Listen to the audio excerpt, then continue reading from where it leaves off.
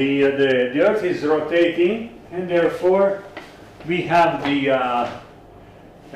we measure the things at the Earth's surface relative to this rotating reference system. So we have the reference system or the coordinate system which is fixed at the Earth, at the surface of the Earth, and it rotates with the Earth.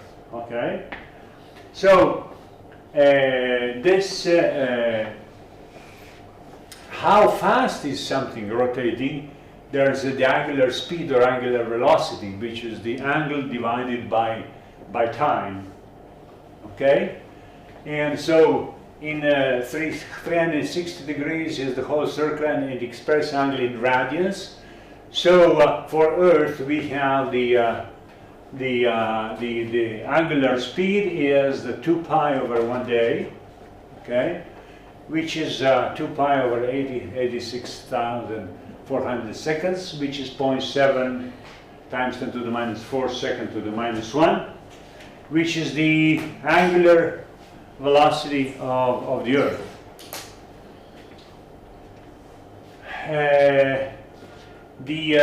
We can also show that the omega is the measured velocity, and r is the radius of this axis of rotation. So we have the linear velocity, which is omega, which is equal omega times r, where r is the radius of the rotation of the rotating Earth or rotating circle. And along this line, we have two forces which are acting. One is centrifugal force, and the other one is centripetal force. For the Earth, centripetal force is the gravity force, right? Because it keeps the particles, keeps the body is at the sea surface, at the Earth's surface, fixed to the Earth. But then we have a centrifugal force which acts in the opposite direction. So the sum of these two forces are something which is controlling the weight of the bodies at the sea at the Earth's surface. Rotating coordinates. Rotating coordinates is vector that the rotation is the speed of rotation, the velocity of rotation is a vector that expresses direction of rotation, which has a magnitude of the angular velocity, and the direction is defined by using the right-hand side rule. So the Earth is rotating in a cyclonic or anti-clockwise direction. So the angular velocity is northward, and because according to this right-hand side rule, the direction of the angular velocity is northward. The magnitude of this angular velocity is what we have defined previously. Okay, so we have exactly the same definition: magnitude and direction of the velocity of the rotation of velocity as any type of velocity vector.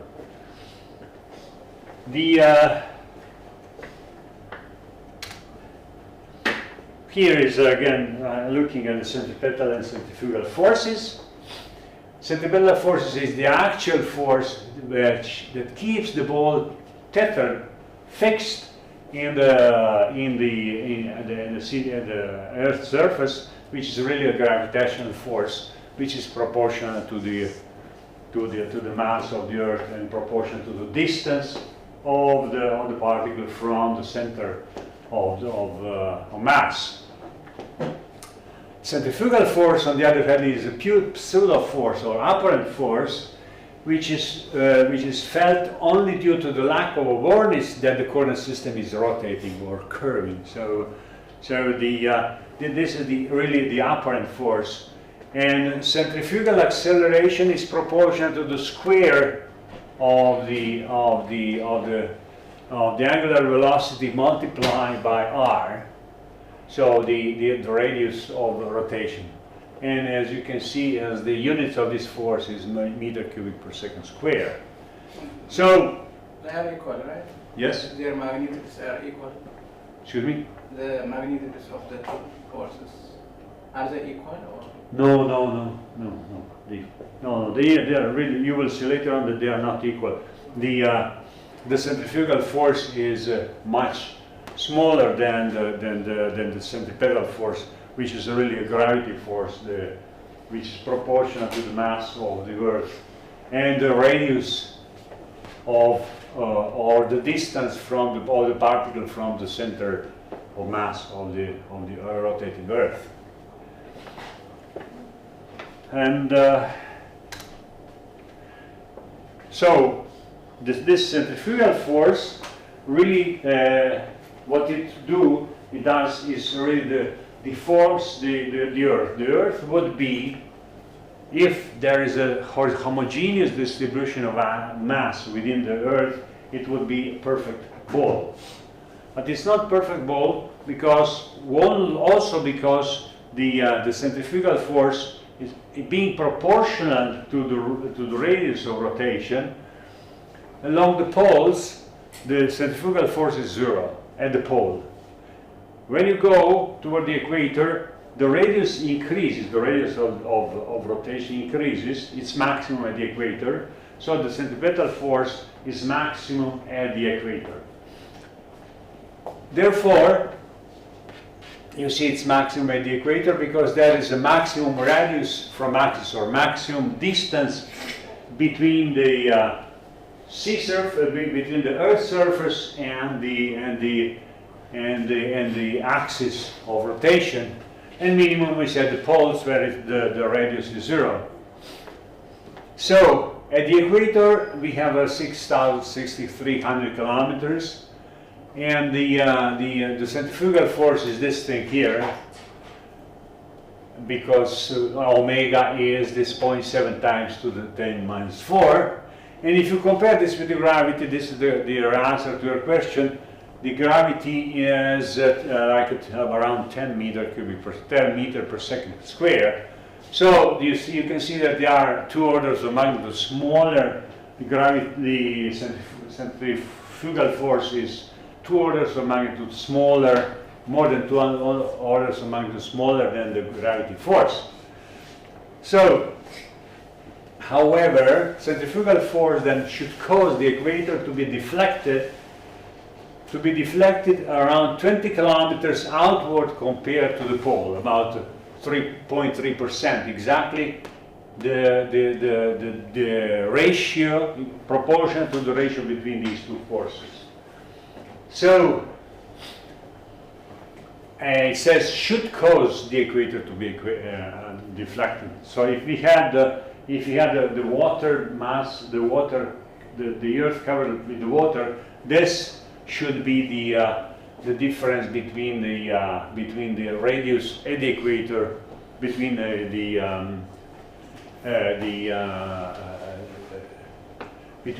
equator, the radius at the equator with respect to the radius at the poles.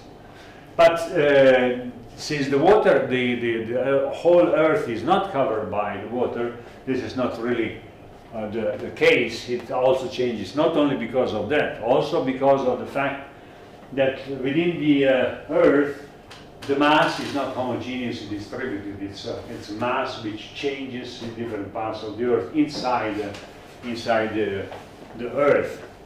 So, but anyhow, this is about 0.3% is deflection, and essentially, in fact, the radius at the equator is 6,378 kilometers. At pole is 6,356. And so this is the mean, and this is the distance between polar and equatorial areas, this is this like 0.3% due to these differences in the magnitude of the centrifugal force. Obviously, this is important stuff.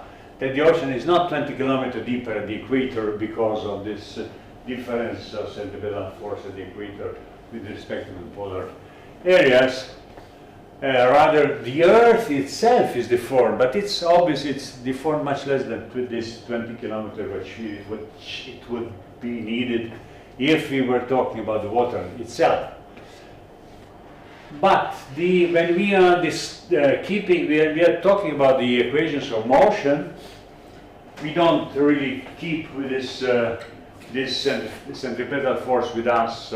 We simply bury it. We put it into the gravity force. So gravity force is really gravity minus centripetal force. But since we are talking about the 2 orders of magnitude, more than 2 orders of magnitude differences between the two, practically the centripetal force can be neglected. Anyhow, it is buried into the gravity. So we call this gravity force as an effective gravity. Yes? Please, I'm a bit confused about the centripetal and the centrifugal.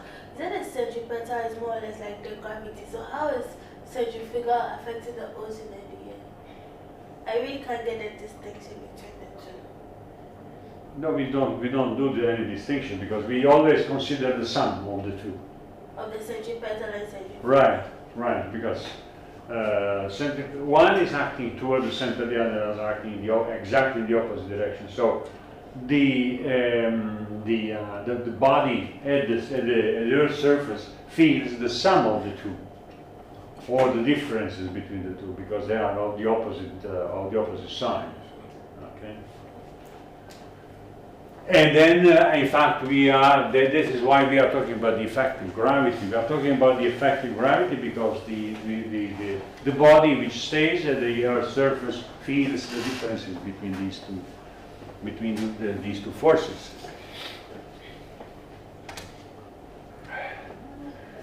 Now, there is another important consequence of the fact that we are dealing with a rotating system. The fact that we are a rotating system should keep into consideration the fact that the Newton's law, if you have the inertial motion, if you have the particle which is moving without any force acting on it, simply by inertia, this particle should move in an absolute system along a straight line. Okay.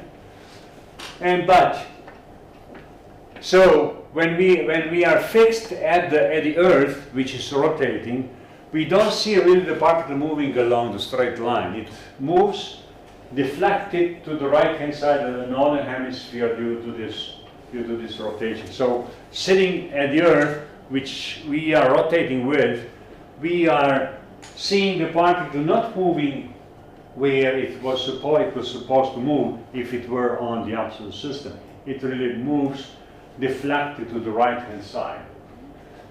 So this we call it Coriolis effect, which is the apparent deflection of that inertially moving body just due to the rotation of you. You are an observer and you are looking at the particle which is moving without any forcing acting on it. Inertial motion, you see this particle deflecting to the right-hand side of the northern hemisphere. If you were sitting on a star, on an absolute system, then you will see the particle moving along the straight line. But since you are here, you are moving with the Earth, you will see your particle, it seems that your particle is moving to the right-hand side. This is only the apparent deflection. Apparent is because it's in the rotating system, but it's not deflection in the absolute system. So that's how it looks like. This is the intended path, and this is the the Coriolis deflection. Coriolis deflection, which takes care of the fact that we are considering the rotating Earth, the rotating coordinate system. And this is important to see that the Coriolis effect deflects bodies to the right in the northern hemisphere and to the left in the southern hemisphere. Okay?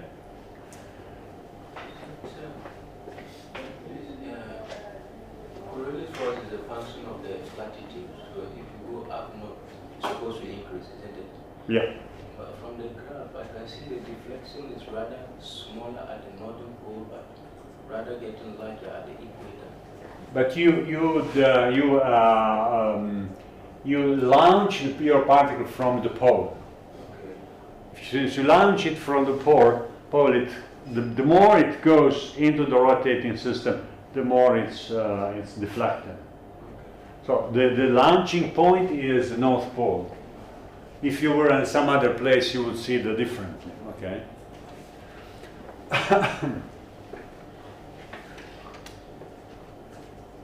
So in equations of motion, which are which are taking care of the conservation of momentum, we have to consider the action of this apparent force, of this Coriolis force, which gives us this deflection on the rotating system, and the horizontal motion is much greater than vertical. You remember when we were talking about the depth of the ocean with respect to the horizontal scale, we have seen that the horizontal scale of the ocean is 3 orders of magnitude larger. Therefore, the horizontal motion is much greater than vertical, simply because of these differences in vertical and the ratio of the aspect ratio between vertical and horizontal scales. Therefore, we are considering sort of only the horizontal momentum, horizontal components of the Coriolis force, which is in x direction. In x momentum equation is this thing here, where F is the Coriolis parameter, which is this thing here.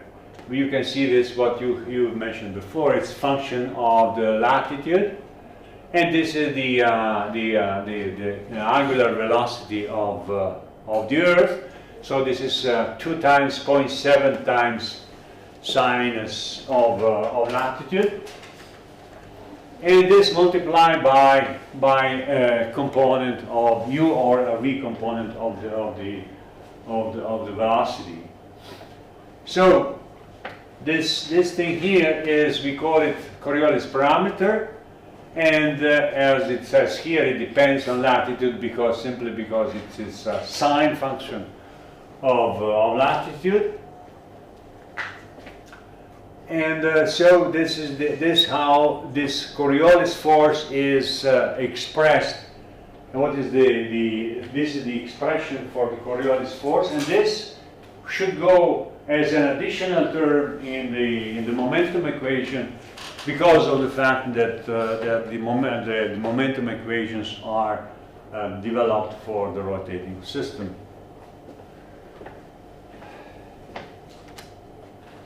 So the complete momentum equation, sets of momentum equations are really, they are expressing the fact that there is a acceleration, we have advection term, we have the Coriolis term, which has to be there because of the rotating system. On the other hand, we have forces, which are pressure gradient force, and viscous terms. These are external forces. So on the left-hand side, we have the acceleration plus Coriolis force. And on the other hand, because Coriolis force is, as we said, apparent force, not real force, And on the other, on the right-hand side, we have the pressure gradient and viscous terms. We can also have the wind influence, and we will talk a lot about the wind influence, which comes also to the right-hand side. But this makes part of this viscous term. Horizontal y direction, y component is north-south, is again very similar to this one. So we have acceleration, advection, Coriolis, pressure gradient, and viscous term. In the vertical, we have the vertical acceleration and vertical advection, which is very often neglected due to the very small Coriolis. And the very small Coriolis is because of this aspect ratio vertical horizontal scale. Then we have a pressure gradient force, effective gravity, which includes the centrifugal force. And then we have a viscous term in the vertical component. So these are complete set of momentum balance equations in the rotating system, which differs from the non-rotating system only by this yellow stuff, by the Coriolis force, by the apparent force, which is keeping into account the deflection of the inertial motions in the ocean or in general. So these are the final equations, which are here. You can see this is the local acceleration. These are the momentum advection terms. These are the Coriolis force, the horizontal pressure gradient, which gives you the differences in pressure in the horizontal, along the horizontal axis. And then finally, this is the specific expression for the friction term, where we have this friction coefficients, and here is in the vertical we have again the acceleration and vertical convection. We have the vertical gradient term, the vertical pressure gradient term, and the gravity term, and again obviously the friction vertical components of the friction forces. So these are the final equations, what are rather complicated if you want to get the simple solutions, analytical solutions. So in order to get the analytical solution of these equations, we should do some assumptions and try to neglect certain number of terms, especially nonlinear terms, and then get the solutions which are very often, which are sometimes the analytical solutions, which are useful if they are close to what is the reality in the ocean. We will see later on that there are a number of some solutions, some analytical solutions which explains rather well what is happening in the real ocean. We will see also under which conditions these solutions describe well the motion in the ocean. Okay, so this is these are the final equations. I try to keep the mathematical part as simple as possible, or just to mention it. I prefer to give you the physical background so that you can always, you have to always think that behind any mathematical formalities there is a physical meaning, and this physical meaning you should always remember, because at least in these kind of science, this mathematical formalism is used to present the physical reality. Okay? we'll talk about this later, about this inertial currents. Okay, let's talk about this. Yeah, okay. This is, for example, one of the solutions which can be obtained from this set, the whole set of the equations of motions or momentum is these approximate equations where we have neglected whole series of terms. We have neglected the nonlinear terms. We have neglected the advection term. We have neglected the horizontal pressure gradient term. We have neglected the friction term. So, and we are left with only with the acceleration and Coriolis term in horizontal direction. In the vertical direction, we have a pressure gradient and effective gravity or the gravity. So that means that neglecting all these series of the terms, we end up with this very simple set of two equations for two noun. You say, okay, but since you have neglected all this stuff, well, is this something what we really encounter in a real ocean? The answer is yes. In this very specific situation, the solution of this set of equation we encounter in the real ocean, and how the solutions look like.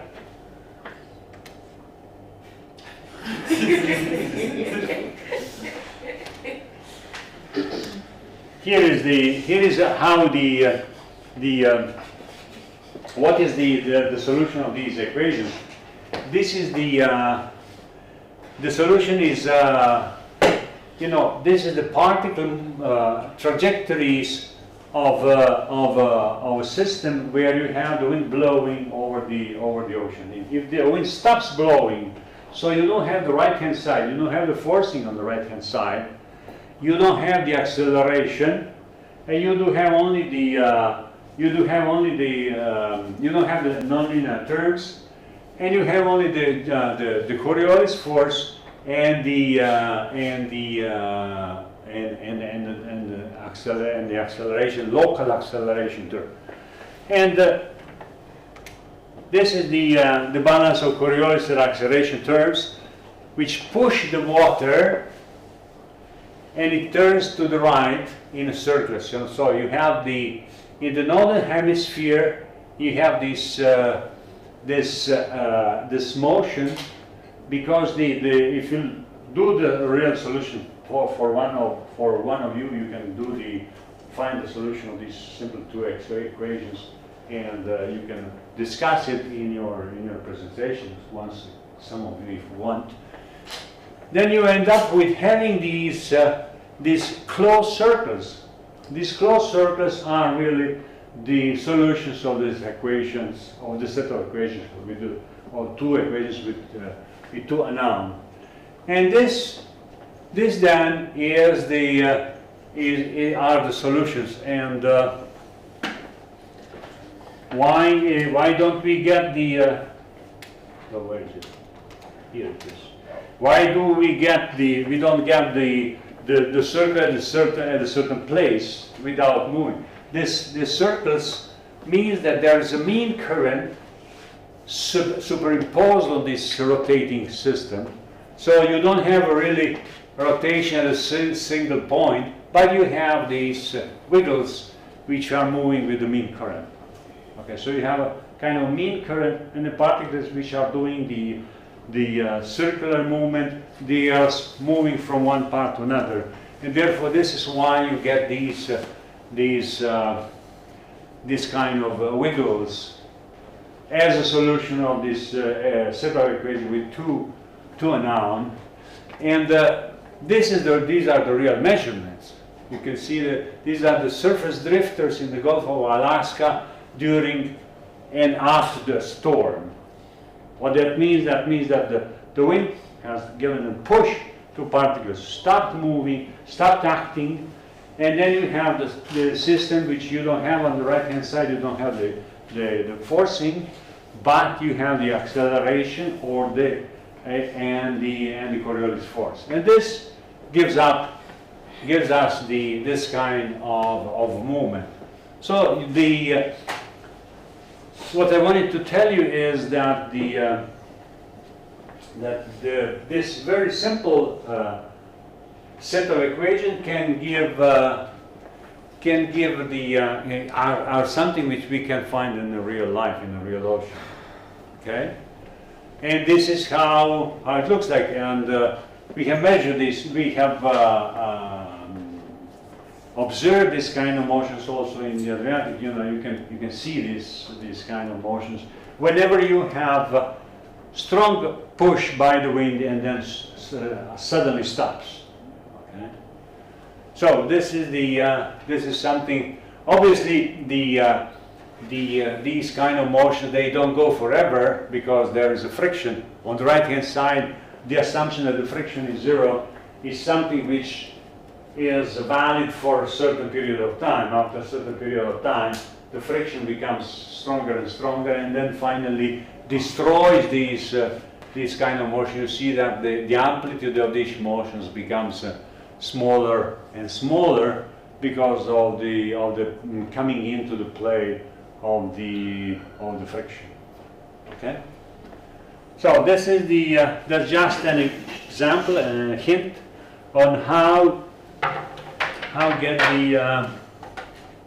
the simple solutions, and which are not far away from something what is sometimes observed in the ocean.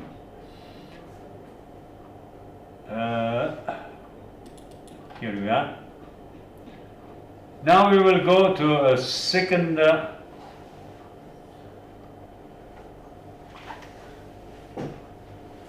Now we will go to the second solution, to the second type of solution of the equations of motion, which is again very simple, but this is very efficient in describing the motions in the ocean. Not only in the ocean, you know very well, you who studied the meteorology, that this concept of geostrophic currents and concept of you will see later on a steady flow, on a steady wind or steady current is rather nicely present both in the atmosphere and in the ocean. These are the three things what we will be discussing here, and you can find these chapters which are dealing with geostrophic flow in the Stewart book, what I gave you at the beginning of the course as a possible textbook. If you need some other textbook, I will give it to you, so you can maybe find it here in the library of ICTP. When you are going to do your presentation, you might want to extend or go into more details in some place, and take into consideration some other book instead of only chapter Stewart book. So that's as you have seen before, we have had the balance between the acceleration term and the Coriolis term for the case of the inertial motions. So that means that inertial motions are the solutions of inertial motion is unsteady motion. They are, because you have a du dt or dv dt, so that means there is a time dependence for this solution. You will see now that the geostrophic flow is independent. Time is a steady flow. So, and this bring us to another assumption. Should bring us to another assumption in order to get the geostrophic solution. Again, we start with the complete force balance with rotation.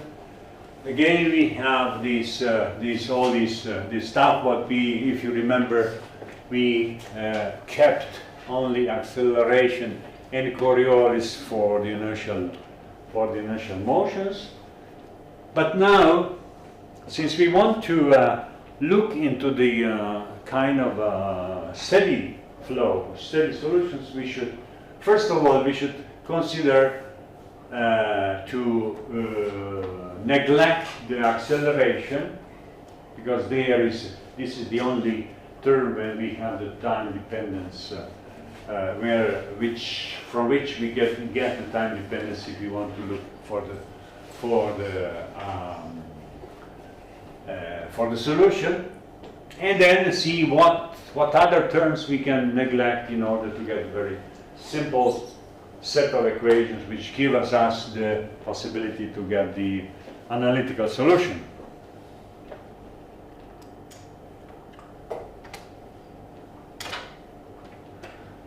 So, this is, as we have seen before, we have the inertial motions where we kept these terms.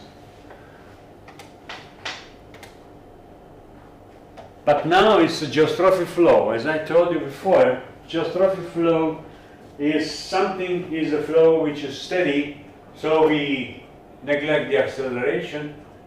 It's a linear flow, so we neglect the advection because we want to get the analytical solution. In order to get the analytical solution, we have to neglect the nonlinear terms. So these are the terms we kept if we want to get the geostrophic flow. Okay?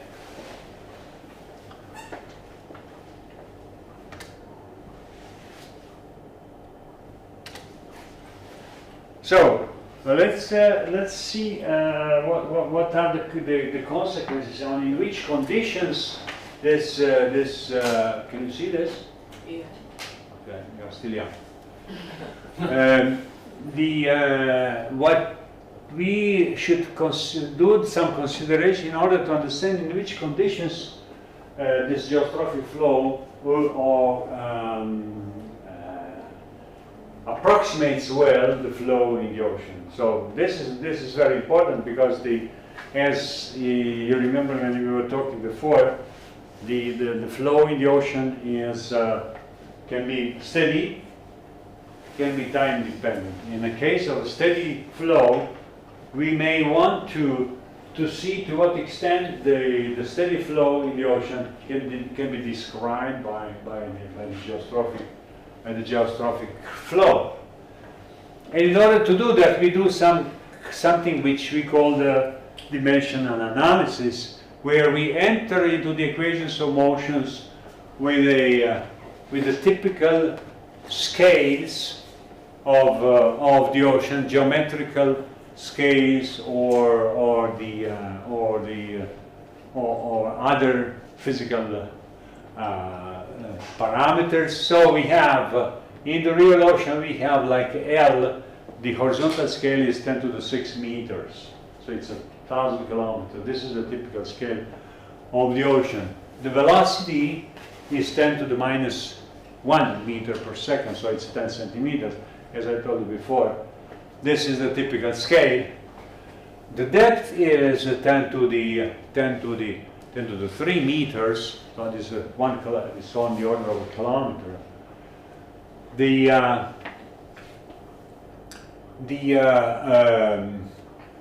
F is 10 to the minus 4. We have seen this before. Rho is 10 to the 3 kilogram per meter cubic. And gravity is 10 meter per second square. And so we have the density is this thing here. From these variables, we can calculate typical values for the vertical velocity, pressure, and time. Okay, vertical velocity is from the equation of continuity. This is the continuity equation, which says simply which says simply that no volume is lost or gained in the ocean. So we have the vertical, the dWdz, which is the the vertical derivative of the vertical velocity is proportional to the sum of the divergence of the horizontal divergence. And if we put these typical values here, we can get that the vertical speed is 10 to the minus 4 meter per second. So the vertical speed is on the order of 0.1 millimeter on the basis. Starting from these numbers, the pressure is 10 to the 7 Pascal. Again, from this, because the pressure is really the weight of the water column. The weight of the water column, that means that you multiply rho by G by H, by the height of the water column. And so this is the pressure. Then we have the horizontal pressure gradient is 10 to the minus 2. And the time is 10 to the 7 seconds. Okay, which is the ratio between the horizontal scale and the speed. Okay, so if we put these things into the momentum equation, so dw dt is practically w sub t, w divided by t. Okay, because you have w over t in order to get, and so if you express this in terms of these numbers here, you get that you have all these terms which are 10 to the minus 11, except the vertical pressure gradient and the gravity force.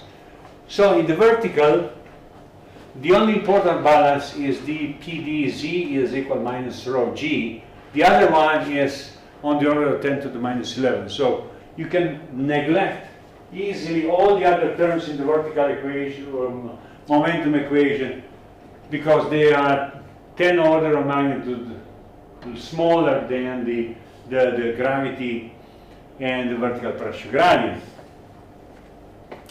Let's look what is happening in the horizontal momentum equation in the horizontal direction, in the horizontal plane. There, again, we apply the same consideration, the same approach. Du dt is practically u over t. U is 10 to the minus 1, and t is 10 to the 7, so we have a 10 to the minus 8 is the acceleration. The acceleration, the order of magnitude of the acceleration is 10 to the minus 8. The order of magnitude of nonlinear terms or the advection terms is again 10 to the minus 8. So these four terms are on the same order of magnitude, 10 to the minus 8. Then we have, let's look at the horizontal pressure gradient. Horizontal pressure gradient has the dimension, if we put into all these order of magnitude of values, what we obtain here by this consideration, we obtain the values of 10 to the minus 5. Coriolis term is 10 to the minus 5 again. So the result of these dimensional consideration, what is the result? The result is that in the vertical we have just the equilibrium between the vertical pressure gradient and the gravity term. In the horizontal, and this is true, correct to the 10 to the 6. In the horizontal we have practically the equilibrium between the horizontal pressure gradient and the Coriolis term. The other terms we can neglect up to 10 to the minus 3. So with the precision or with the approximation which is valid to the 10 to the minus 3, we got these equations here. So we have equilibrium between the horizontal pressure gradient and the Coriolis force, and with even better approximation, the equilibrium between the vertical pressure gradient and the gravity. So this is very important. What we have to remember after all these considerations, that this balance, this type of balance, where we have neglected the acceleration, where we have neglected the non-inert terms, we have neglected the friction terms. This balance applies to oceanic flows with horizontal dimensions larger than roughly 50 kilometers and times greater than a few days.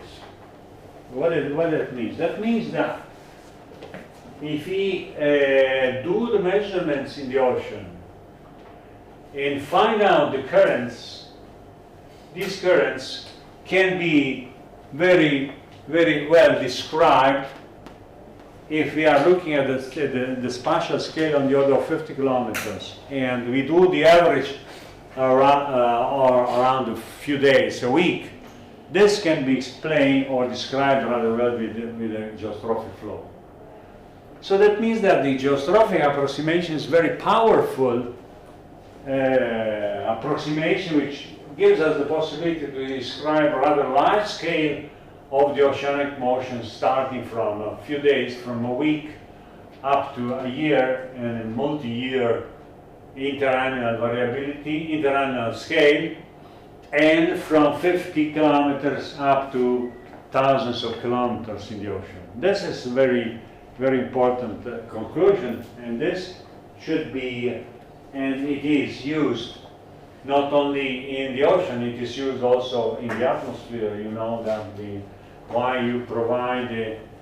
the meteorologists provide the atmospheric pressure maps, because atmospheric pressure maps gives you directly the geostrophic wind, gives you the wind. You know that this is a geostrophic wind, but this is at the same time very close to the real wind, considering that to what extent this approximation is valid, considering that it's valid in the atmosphere, and this temporal scale or spatial scale in the atmosphere is a little bit less, or has to be a larger scale and a larger time scale. Yeah?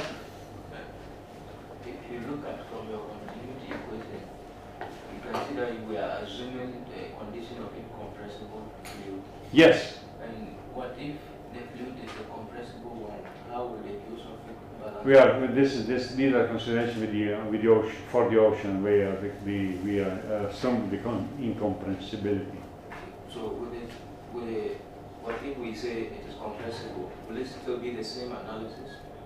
Yeah, it should be the same analysis, obviously, but the equation which you are doing the non-dimensional analysis, you should consider this incompressibility. Okay? It wouldn't change too much of the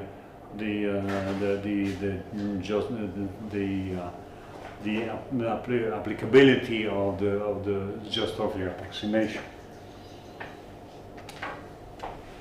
In fact, this is the example from the atmosphere of a near geostrophic flow. I do remember I was studying, I just give you my secret, I was studying the meteorology when I was more or less like you are. So I had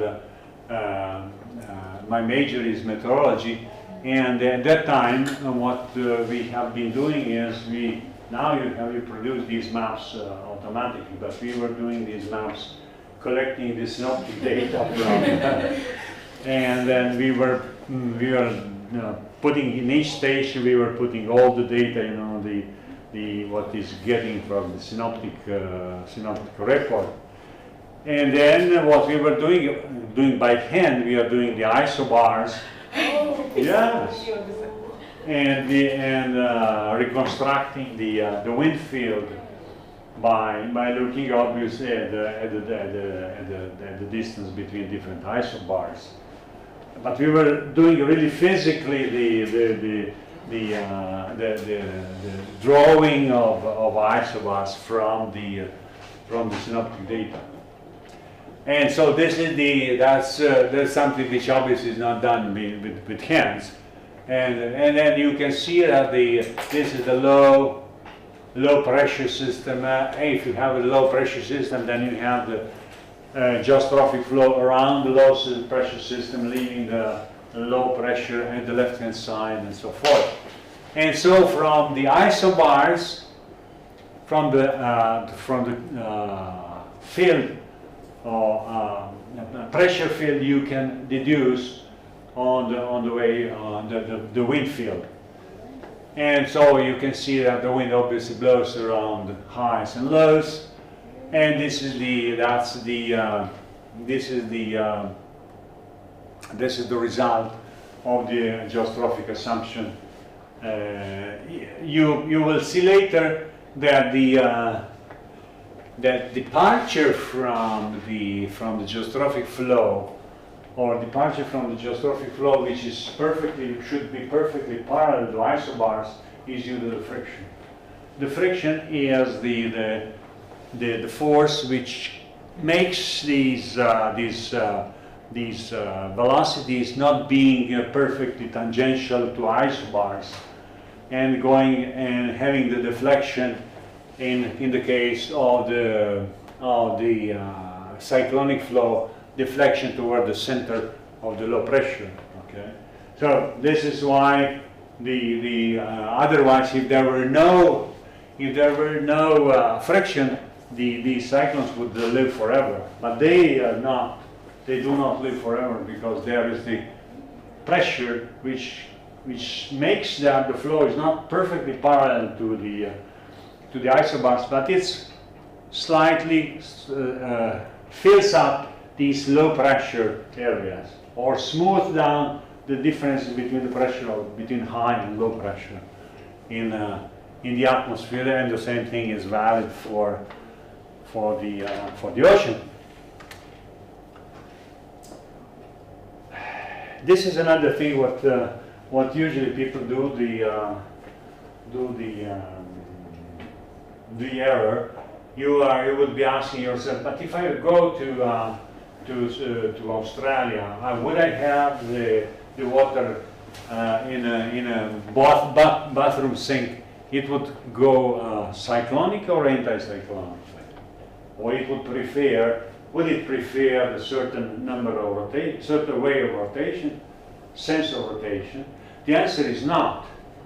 The answer is not, because you have seen before, we have done the consideration about the geostrophic flow, and we were assumed that for the ocean, for example, we are talking about the horizontal scales on the order of thousands of kilometers.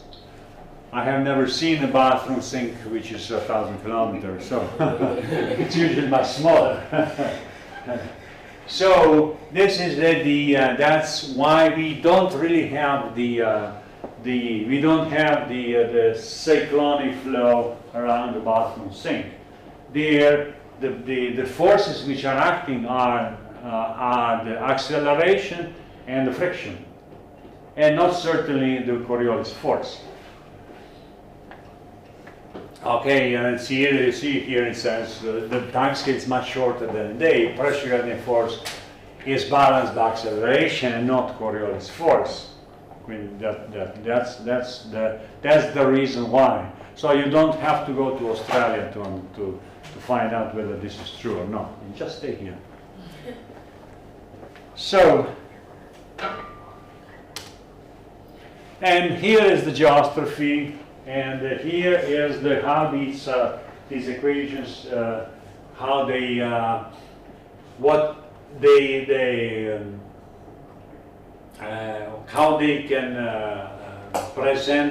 can be presented schematically. So, well, what we said is if we have the flow going this way, if we have the pressure gradient force which goes from the high pressure to the low. This is the definition of the pressure gradient force, which is is proportional. Its magnitude is proportional to the changes of the pressure, but the direction is, because the pressure gradient force is the vector, is defined as a vector oriented from the high pressure to the low pressure. So if you have this kind of distribution of the pressure gradient force is directed from high to low pressure. In that case, what would be the for the steady motion, the current should be in such a direction that the Coriolis force should balance this pressure gradient force. And in order to do that, we know that the northern hemisphere, the Coriolis force is to the right-hand side of the flow. So the only way we get this balance between the pressure gradient force and the Coriolis force is that the current flows this way, leaving the high pressure at the left-hand side. Otherwise, if it goes this way, these two forces would not be in balance, and we would have the accelerated flow. Only only having this direction of the geostrophic flow, we get the steady motion, we get the motion where the acceleration is zero. Where the only two forces which are considered is the pressure gradient force and Coriolis force are in a perfect balance. Okay? So this is why and how we have the pressure gradient force balanced by Coriolis force only thanks to the fact that the velocity is parallel to the isobars and in leaving the low pressure on the left hand side.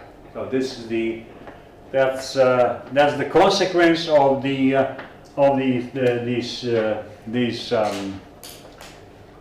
consequence of the set of equations what we kept.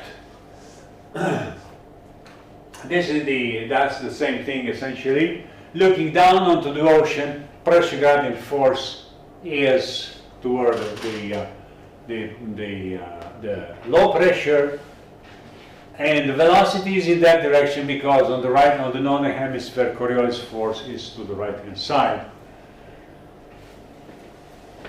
If we have this kind of sea level pattern, sea level structure, so we have a bump at the sea level here, and so that means that if we have a bump at the sea level, it means that in this bump, below this bump, the sea level, the pressure is higher than the border. Think about this simple stuff. You look at as we have seen before, in an atmosphere. So this is high, and if you look cross section, at the cross section,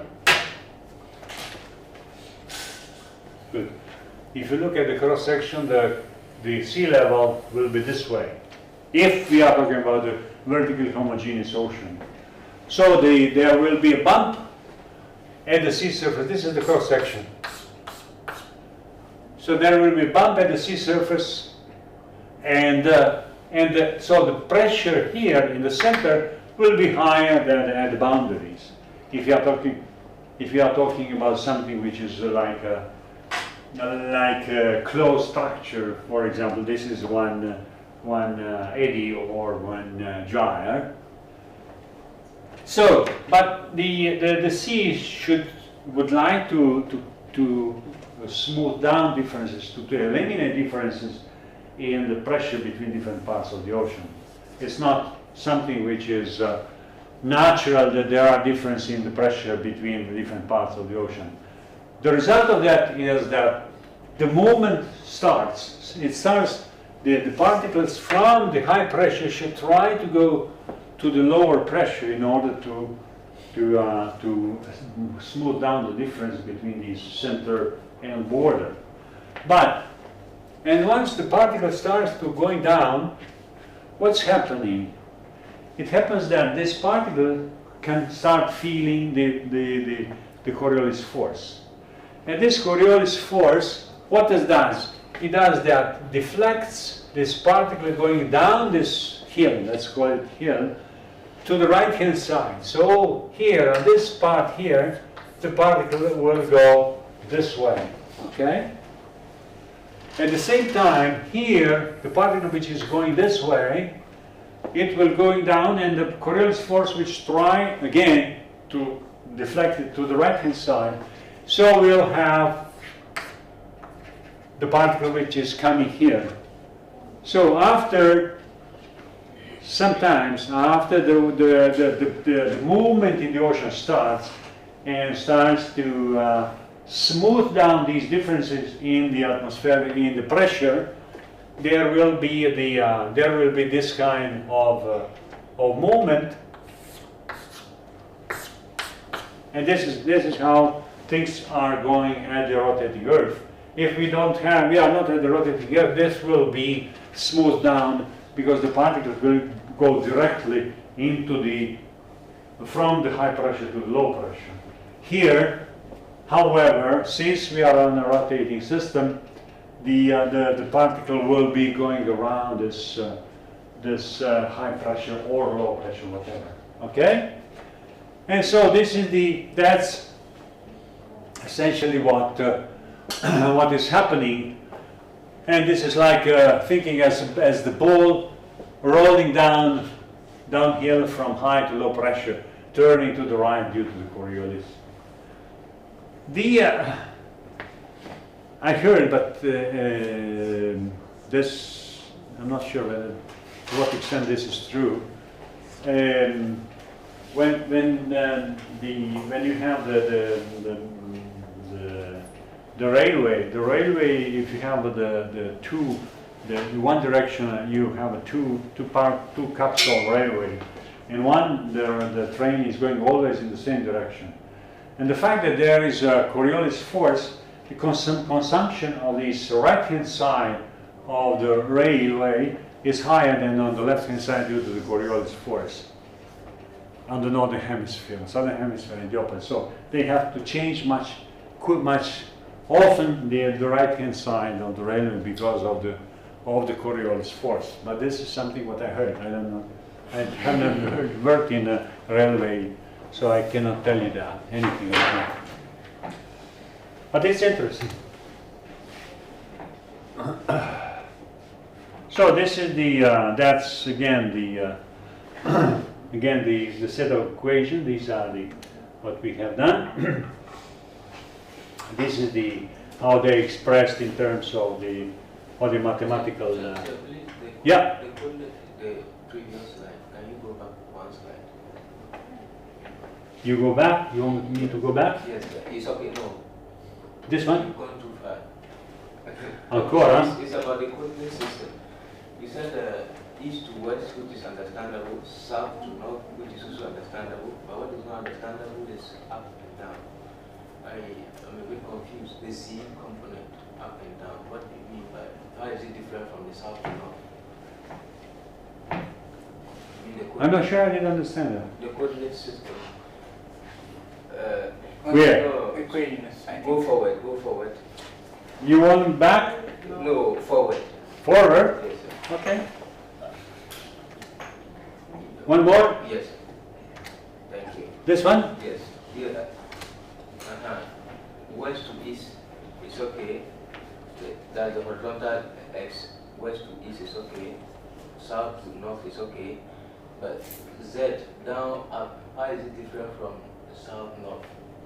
It depends how do you define your coordinate system. If the system is right-hand side coordinate system, then Z is up, or if it's opposite, then it's Z is down. No, in oceanography, in meteorology, it's easy because for the oceanography meteorology, it's always right-hand side coordinate system. So from your X is toward east, Y is toward north, and then you have upward is Z component, okay? So Z is 0 at the sea surface.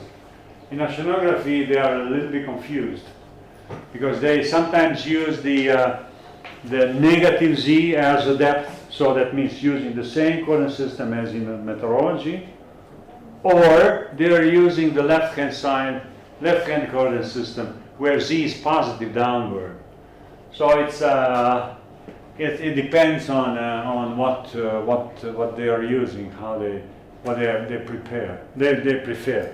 You know, the fact is that the methodology, the oceanography, for a certain period of time, always followed what is happening in meteorology, and so some conventions which are present in meteorology has been applied to oceanography without thinking too much, or with thinking too much, and neither one of the two cases is very good. You don't have to think too much, but you don't have not to think at all. That's, you know, you have to find out the real compromise between the two. Thinking or not thinking, it's always the question. Okay. Sir, question here. What are the sources of those ignored nonlinear terms? Well, what is the reason why we ignore it? No. Just the sources. I know we ignore because it is geostrophic Yeah. law. But what is the source? Maybe at some point we will consider them. Oh yeah, we should. There are certainly. Yeah. There are situations where you have to consider, take into consideration nonlinear terms. If you are talking about the small scale, small spatial scale, if you are talking about the scale on the order of kilometer, okay, you cannot neglect nonlinear terms, because all these considerations, the dimensional consideration which has been done for 1,000 kilometers, if you put the kilometer, then your importance of the nonlinear terms becomes high, and so with the if you see in the ocean something, some features or some stuff which is on the order of kilometer, you have to take into consideration nonlinear terms. And it's a little bit similar to what is happening in the bathtub. Then there you have to consider also nonlinear terms, and the friction, and the acceleration, everything. Okay?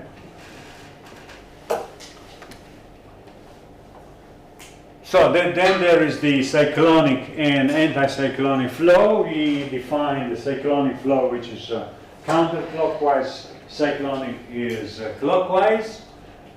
And in the northern hemisphere, in the southern hemisphere is simply the opposite. And this is the atmospheric considerations. You see that here is our presence two high. This is one low and one high. And here you can, as I told you before, you obtain the qualitative indications of the characteristics of the wind field by looking at the surface pressure distribution.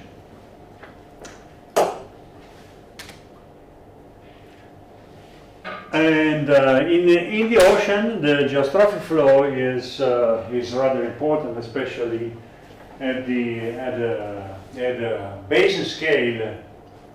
At the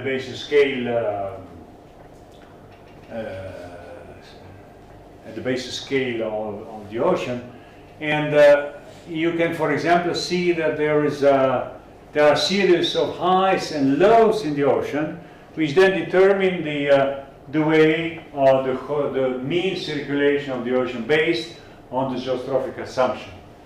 So, for example, the circulation is counterclockwise around the low, as we have seen here, and clockwise around the high. So once we determine or identify the highs and lows as far as the sea surface is concerned, then we can conclude about the type of circulation is present there. So if we had, and we have, if we had the instrument which measures the sea level over the entire globe, and you have seen, I mentioned to you before, we have a satellite which measures the sea level over the entire globe at a time scale on the order of 10 days, then you can identify highs and lows. But then based on these kind of considerations, you can see or identify whether you have in the ocean cyclonic or anticyclonic large-scale flow. The flow which has temporal scales on the order of more than a week, and spatial scale larger than 50 kilometers. And here we certainly have larger than 50 kilometers, because we are talking about thousands of kilometers of length scales.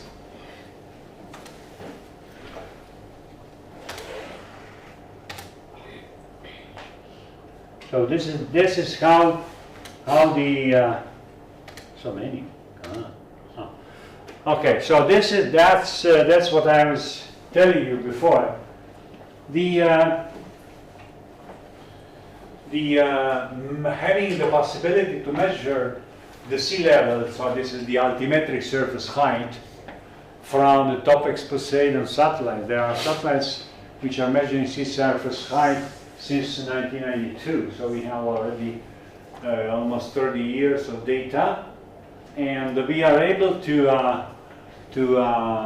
reconstruct the average sea surface height over the whole world ocean, and with a rather nice accuracy.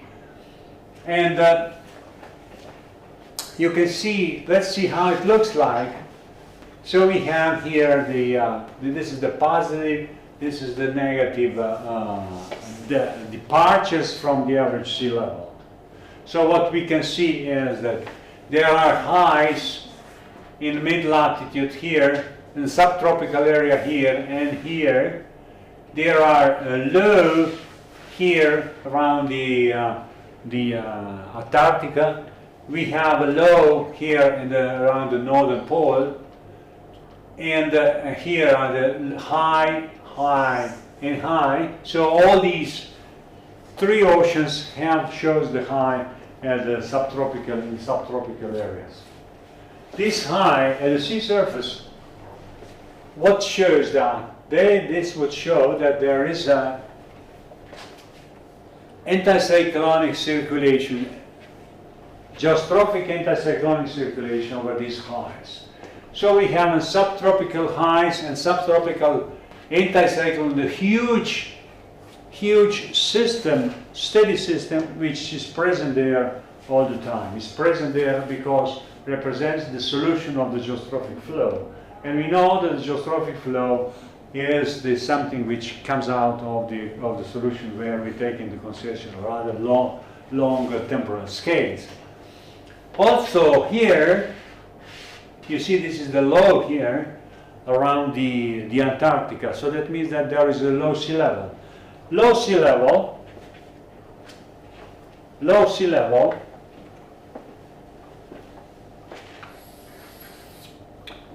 means that we have the cyclonic flow. Am I right? We have a cyclonic flow around the low sea level, leaving the sea level, low sea level on the left-hand side. And in fact, what this should mean that there is a around the surface current around the Antarctic rather strong, which flows leaving the Antarctic on its left-hand side. And this current is rather strong. How do we know that it's rather strong? It's rather strong because there is a strong horizontal gradient of the sea surface. And we know that the current speed or current velocity is proportional to the horizontal pressure gradient or to the horizontal sea level gradient. Therefore, here are very strong current leaving the leaving the Antarctic on the left-hand side. Here is the much weaker current around the highs, subtropical highs, and in an anticyclonic direction, but they are much weaker than this thing here, because you see the distances between different ISO, the lines of equal height are much wider than here next to the Antarctic. Also here we can see the asymmetry between east and west. Why? How do we see? We do see here that the distances between different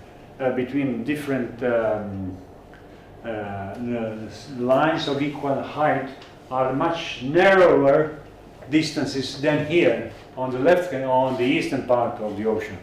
So that means that we have this asymmetry.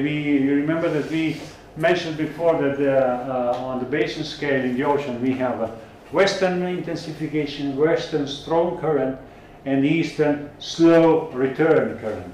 And this is exactly what can be seen from these altimetric measurements. So you see quite a large number of information can be obtained by looking at the simply the sea surface height distribution, and starting from the very simple geostrophic solution of the equations of motion. That means the steady solutions. So let's see what is next slide. It says next slide. Yeah, this is exactly that's it. This is these are the geostrophic circulation obtained not this time from the sea surface height, but obtained from in another way. And so you can see that there is this subtropical anticyclonic gyre in both North and South Atlantic, subtropical gyre in both Pacific and Atlantic, and you have the subtropical gyre in a Indian Ocean. So this is exactly what that. So obtain quite identical results looking at the sea surface height distribution, as well as from the data obtained from by another way. In addition to that, you can see that there is a rather strong current flowing along the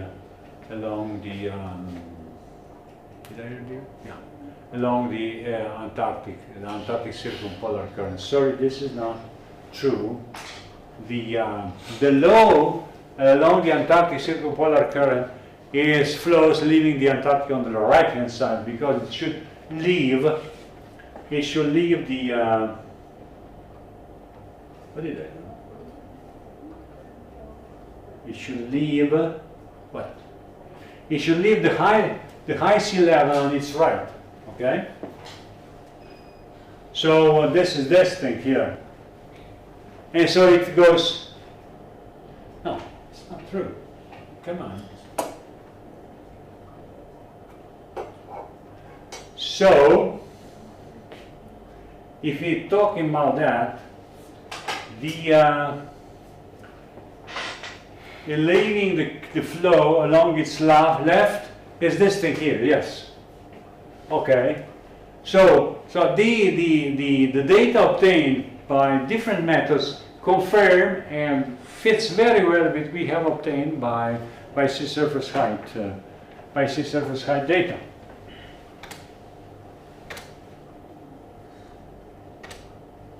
Okay, so let's for the moment I will stop here, and don't be happy, because we will be seeing each other for another 2 weeks. Okay, so we will be talking later on how this looks like, not only at the surface but also in the vertical and how this horizontal pressure gradient, which is not, because there are two things. One thing is that the ocean can be homogeneous, so that means that the the pressure gradient in the ocean depends only at the sea surface height. So the higher is the water column above you, the higher is atmospheric pressure, the pressure. But you can have, you should take into consideration also the density of the water column which is above you. So it doesn't depend only on the height, it depends also on the density. Even if you have the, for example, lower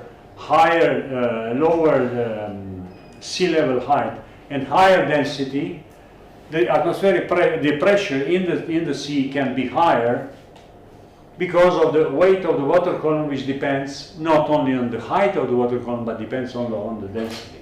Okay, so in order to to consider the pressure in the ocean, we have to consider on one hand the water column height, and on the other hand the density of the water in the ocean. And the sum of the two, so the water height, the sea level height, and the density, integral density over the entire water column, the sum of the two determine the pressure. Okay? That's it. Sorry. Yeah. When you are, this is the high pressure, high air pressure. This is the low pressure, yeah. I mean, This one. it's the high air pressure No, this is the high pressure in the seawater, yeah. in the seawater. Yeah, so this is that's the sea level, okay. And since the higher pressure is here, the particles try to slide down along this hill in order to smooth down the differences in pressure. By sliding down, it starts to turn right because of the Coriolis force. So it's going into the and vice versa here. So this is how we come with the anticyclonic flow around the high pressure, which is equivalent to this thing here, and vice versa. Yeah. Okay.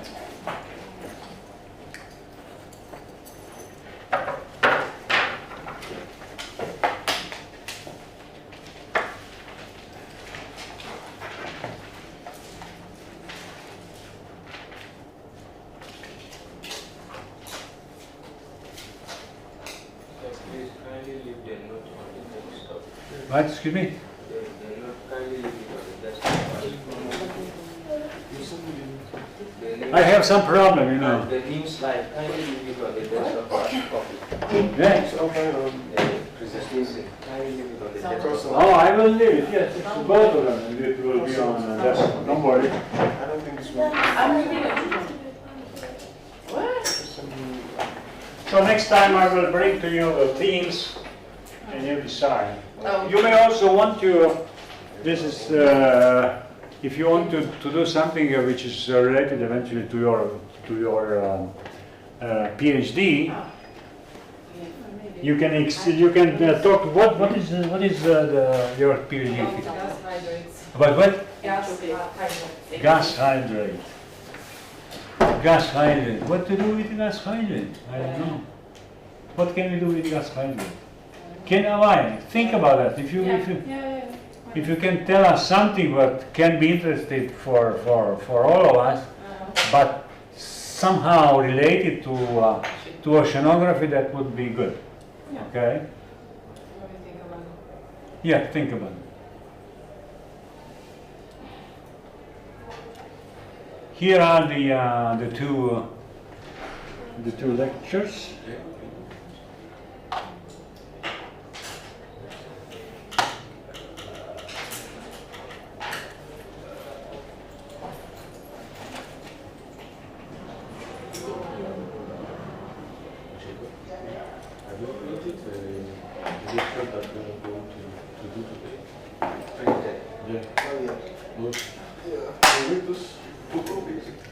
Okay, when you're going to do, okay. Yeah, I'll do Okay, it. please, take. Bye. Bye-bye.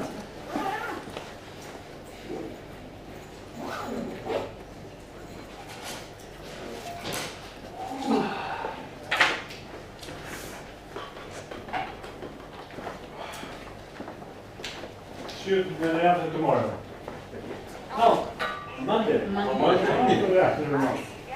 No. The day after tomorrow is Sunday. Are you going for to visit some cities around, or what are you doing during the Oh, I weekend? have a number of assignments. What do you have? Assignment, Assignments. homework. Ah, Yeah. So we have to work Yeah, with sit it down. every no, weekend. no free time. Yeah, Yeah. no, okay. But have you been in Venice or someplace? Yeah. Ah, okay. During Christmas holiday. So they brought you there. They organize for you, or you go by yourself? By Oh, yourself. by ourselves. Good. Okay. See you around. Ciao.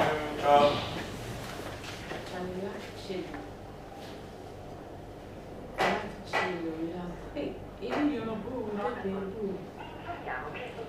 Chill, Carl. Even your boo. Shut up. Happy Valentine's Day, bisou. I'm saying that there But- are and four, how many boys in the class? Four, and there are only two girls. So none of you could even think about us and say, okay, I'm buying a chocolate for the girls in my class. That's kind of weird. Vows. For a girl? How do you celebrate Vows Day in your country? Don't you buy something for your friend, like a chocolate? In Ghana, we share chocolates. You can what do you share about it? Chocolates too? What about bisou? I'm asking you first. Ethiopian. Yeah, let's go for chocolate. You have to bring it to us. To you and Olivia? Yes, because we're the girls, you pamper us. You are the only girls in your class. So what about Dr. White? No, like I'm talking about class as in Yeah. diploma class.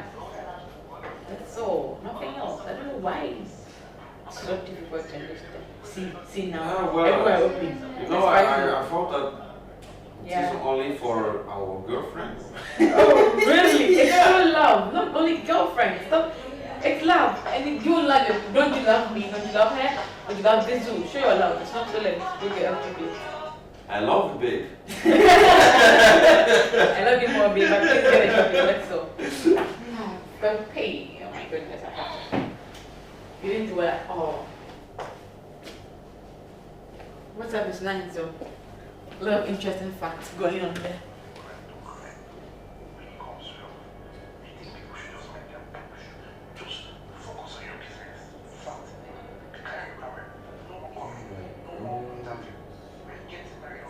Are you starting guys to work on the pumpkins? You mean no? I will start on the weekend. Yeah, me too. Have you done that proof? The proof? Let me copy. Hey, what do you mean? Ah! You have the proof.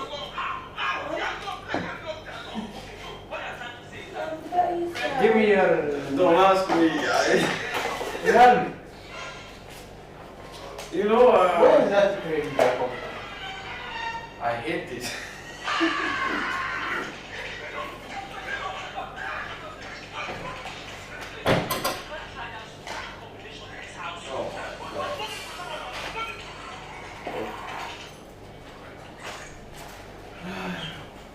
Olivia, what did you plan for today? I wanted to go out to a certain American restaurant in the evening. Ah, Yeah. hello. Yes. Do you know some place? I mean, some American place? Yeah, I found a place called Americans. Oh, I've not gone there before, so I wanted to go and go try it for the first time. Let me see. why you're moving? Please, I was sitting first. Yes, I must be. So all of us in the back will be back. Let me see if I can find a place. So that's what I planned on doing. And I'm logged out of my WhatsApp and I can't get any messages or anything. So I'm really sad. From your boyfriend, especially. Please, I don't have a boyfriend. See the place. See. Show me. Oh, nice. Yeah. But according to the photos, it looks like expensive. No, not Right? really. I think I Really? found the bedroom. Where's the bedroom? Ah, Americas! Yeah. Not America. No. Ah, I thought that. So this is the And place I United States? Wow, that's pretty cool. Yeah. How many hours more? So that's what I was thinking of going to. How many hours more? Not you. 10 hours. You know, if you calculate your time, it will still give you the time. I want to really try. Wow, I want to smoke Really? for a while. Yeah, you can join me if you want. Roll one for me. I'm stressed that. You want, if you want, we can share once again. Why should we share? What leave our away from that? Share one. If not, bye. Let me wait for you. Let me see if I can do it. I'm coming. Hey. I will show you. Show me how to roll cigarettes. No, but- No, With this machine, it will be machine. easy. Hey, rolling machine. Yeah. So now, how do you do it? Like this? And you just, Okay. just only on the outside. Okay. Yeah. Ah. It's my No. hands are slippery. No, Okay, this side. only, yeah. Ah! Okay, so how do I do it? How come? Okay. Like that. And then Okay, you okay. insert the paper. Where's the paper for? Inside the paper. Here. So how long have you been smoking? Like 8 years. How old are you? I said 24. Maybe 25 next And you've been smoking for 30, how many years? Since Like, 18. so I started like 15 or 16. 60. In your country, it's normal to smoke?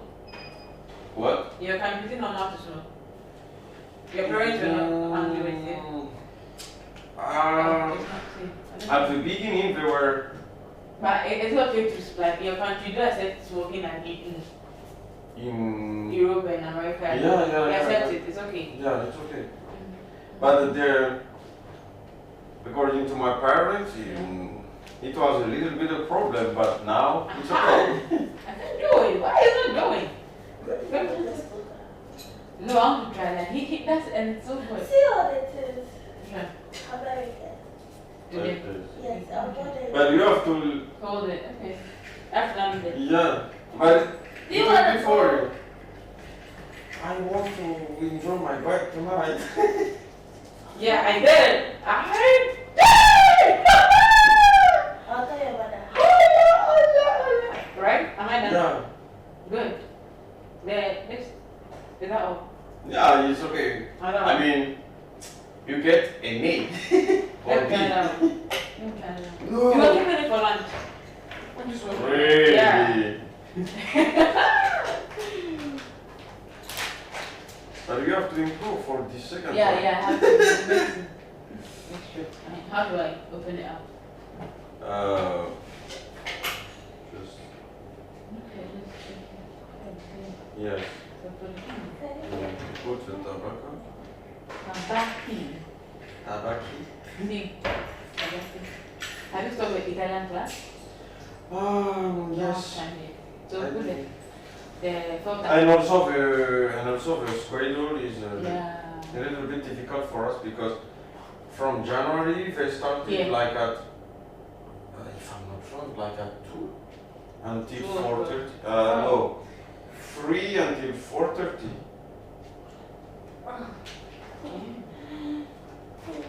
We're not yet. Okay. It's too plenty. No, it's Boss, do you have airtime on your phone? the what? Do you have This credit airtime, on your yeah. phone? No. Yeah, paper. It's rolling. Paper! Yeah. Woo! Wait. Okay, let me look. Okay. See if it's okay. Yeah, I think so. Paper? Any certificate paper? Yeah.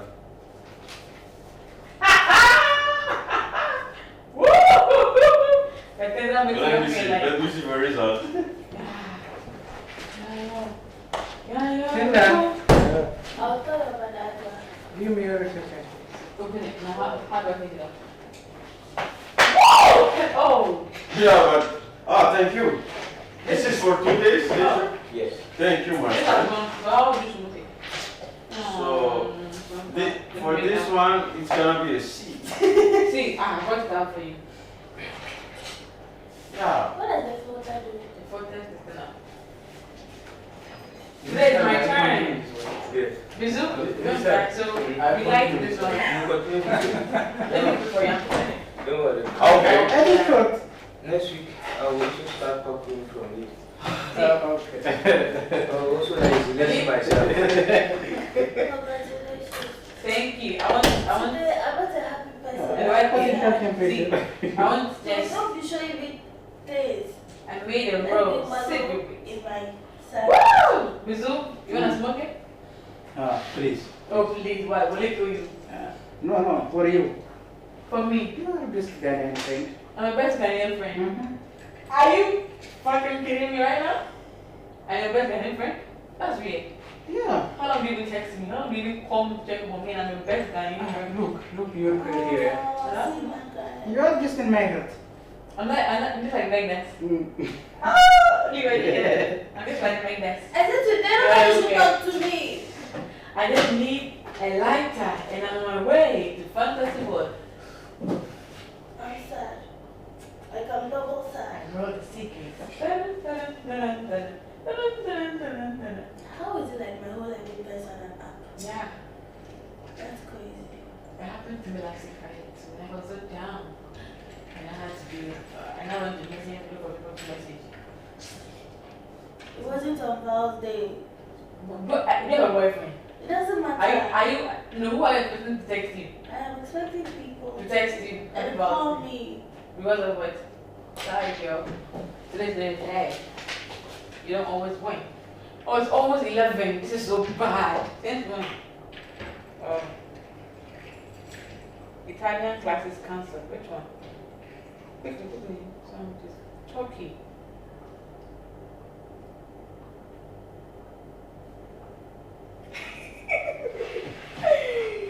Oh, yeah. Turkey.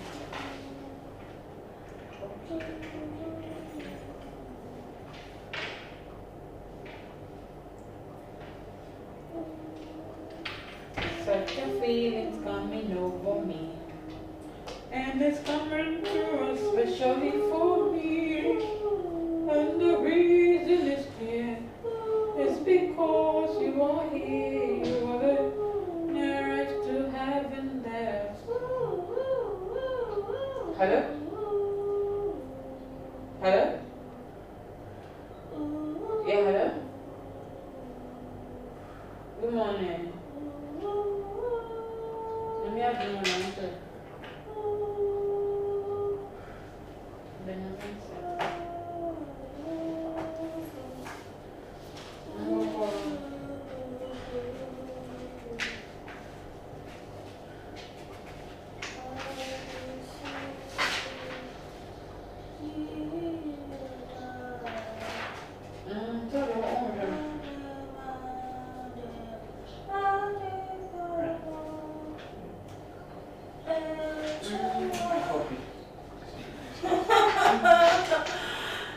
Oh my God. I got there and then I felt like sleeping, so I slept off. I didn't finish. I mean, they are like the most challenging ones. What's that? Really? No, there was one challenging one. Really? Yes. Let me tell. Should be a one breath. The good news is we'll get him. All the challenging ones, he will solve them on the board. He normally solve them before he moves.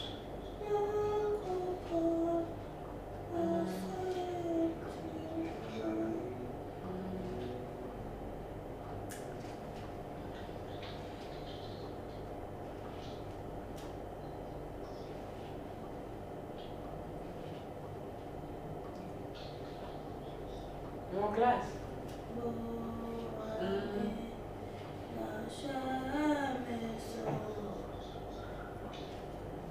Very, what kind of jazz is that?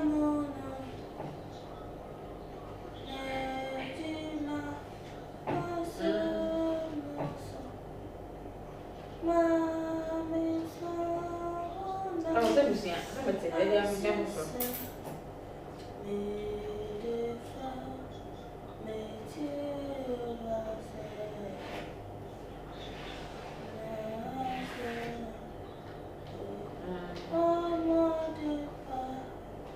Material for permanent.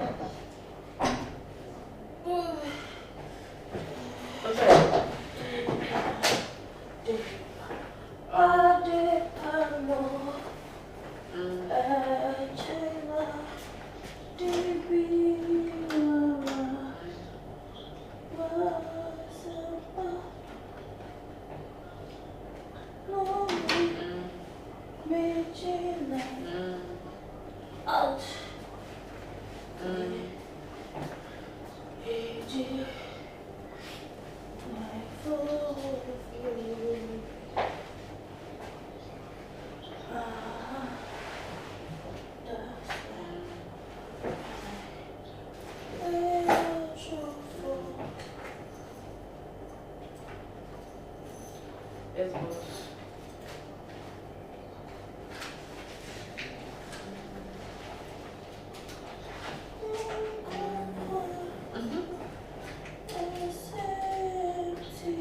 I said 6 months a year.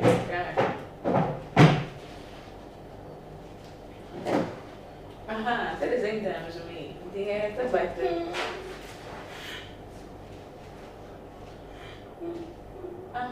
And you know, ever forget. But to our success right now, we are all involved in different things.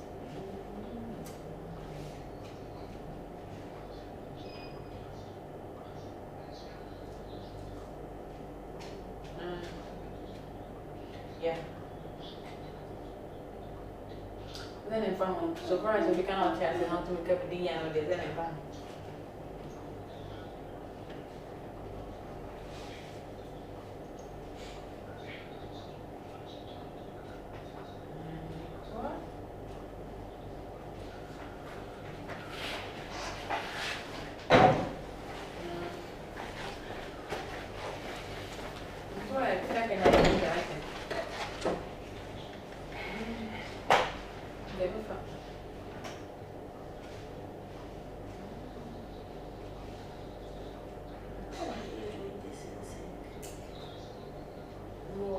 My phone off 30. My class is 11 o'clock here.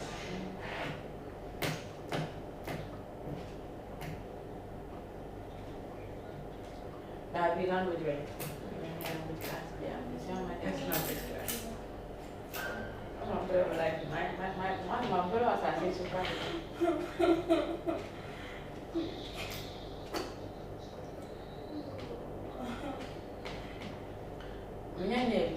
good man. And the paper man not mean to ever lunching. I think we are paper to one, we are happy. Never open to home, Fanny, all the empty by Unya no affair, number 10 number. They don't want to do. Okay. Baby, me. Tell me, baby. It's always my dream.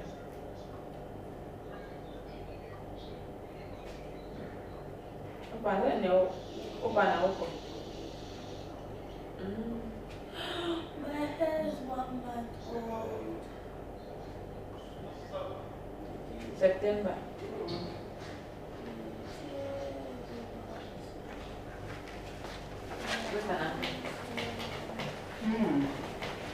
And then August 31st.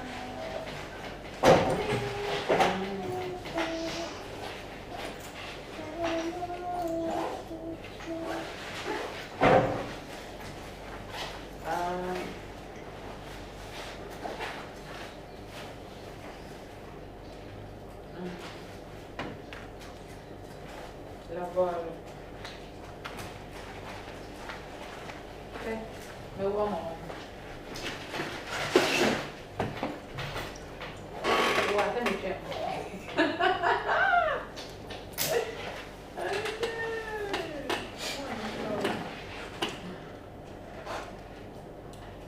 Makeup class.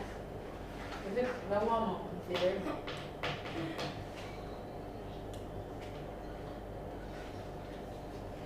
Ở make me talk like the one we do, and I'll go you. Since they were you can buy to take me free. Since we can. Right.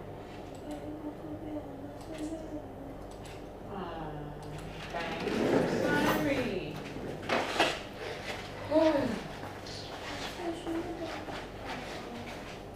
It's nice, I don't know.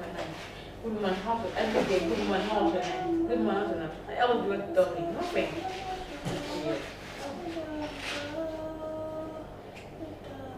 Okay. You're just kind of like that.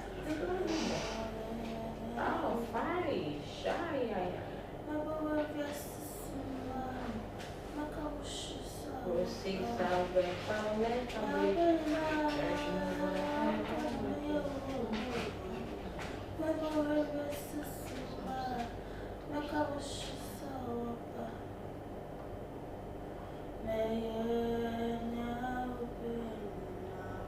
Don't mind Chris. Hey, I missed this now.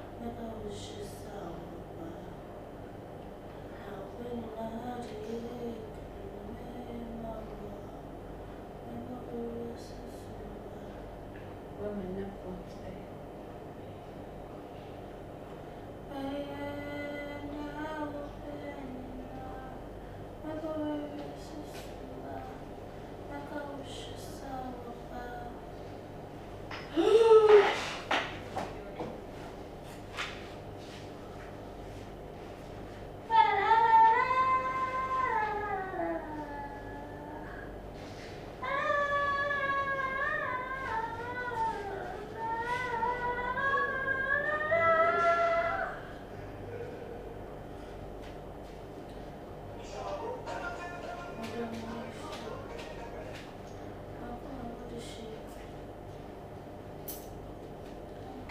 Now we know the bulls and the bubbles and the non-bubbles and the